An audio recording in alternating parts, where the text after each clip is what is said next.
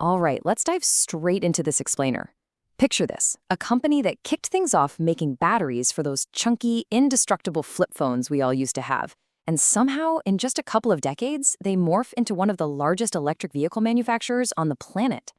Today, we're unpacking the BYD blueprint to see exactly how a relatively unknown brand seemingly conquered the EV market overnight.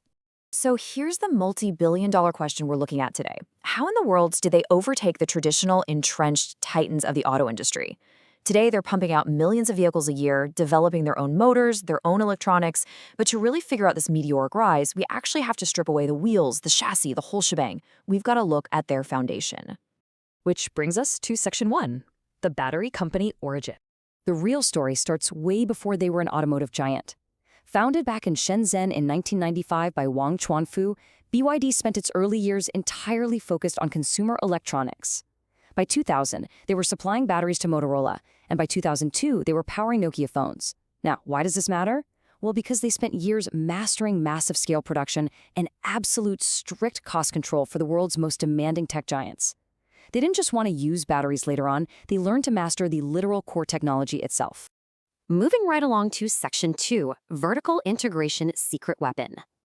Okay, so when BYD finally jumps into the auto game in 2003, that battery background, it gave them a completely asymmetric advantage. Think about your classic legacy automaker for a second. To them, the gas engine was the heart of the vehicle. Shifting to electric meant painfully trying to overhaul this massive entrenched supply chain.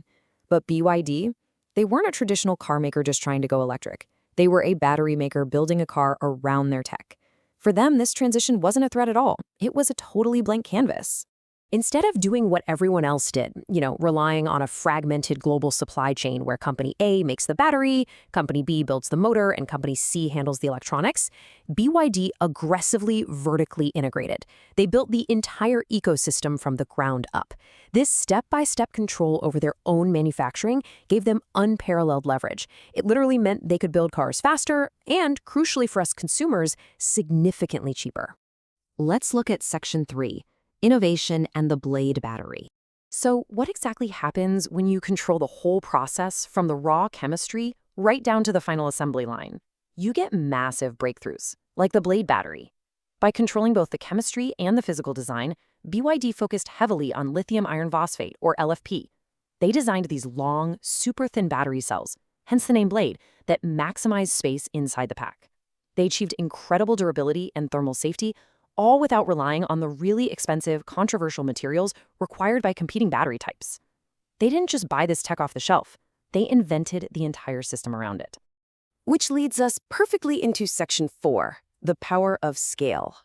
With that ecosystem totally locked in, BYD was perfectly positioned to weaponize their next great advantage, which was explosive growth.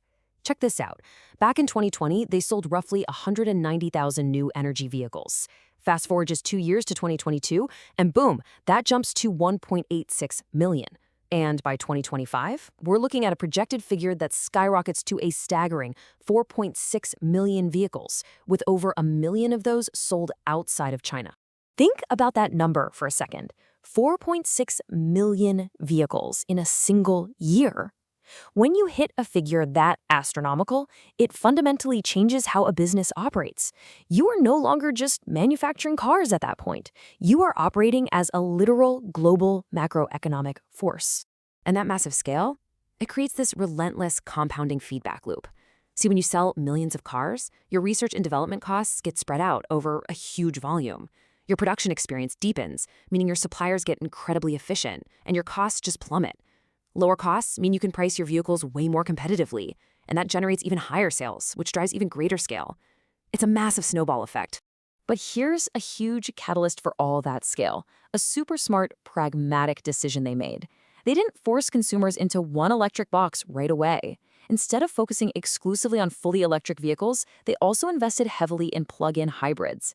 This perfectly captured buyers who still deal with everyday range anxiety, giving them that electric power for the daily commute, but keeping gas available for the long-haul road trips. That kind of powertrain flexibility, paired with just ridiculous development speed, let BYD absolutely flood the zone.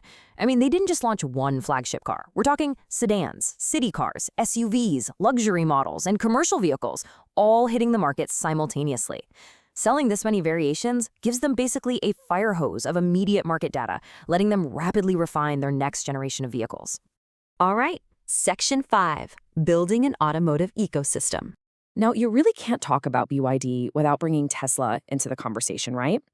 But it's fascinating because they represent two completely different paths to the top.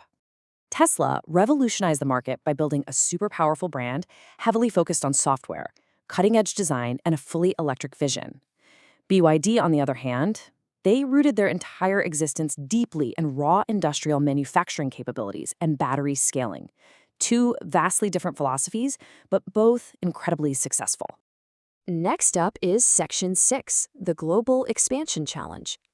So, having absolutely dominated their domestic market, BYD is now staring down their toughest chapter yet, aggressive international expansion. And entering developed markets, that is a whole different beast. They aren't just selling inexpensive cars anymore. They've got to navigate complex foreign tariffs and adapt to totally different local regulations. They have to convince skeptical consumers to trust a brand new name with their safety, prove they can offer robust dealer networks, and somehow fend off incredibly intense competition from other rising Chinese manufacturers at the same time. But if history tells us anything about this company, it's that they're absolute masters of the long game. Ultimately, BYD's success wasn't because of one lucky car model. It was a decades-long strategic shift. They built an entire business around the exact technologies that would eventually define the future of automobiles. And they started it all the way back with cell phone batteries. Which brings us to the ultimate question for this explainer. They've got the scale, they've got the vertical integration, and they own the proprietary battery tech. But as they pour billions into overseas manufacturing, you really have to wonder, can this former flip phone battery maker overcome these massive geopolitical and market hurdles to actually beat the legacy automakers on their own home turf?